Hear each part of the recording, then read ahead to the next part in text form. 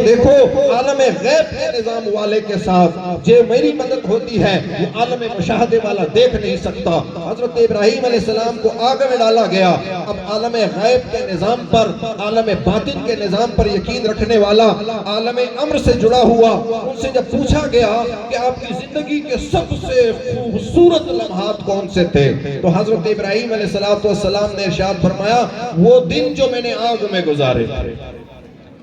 جب لوگوں کو یقین ہو گیا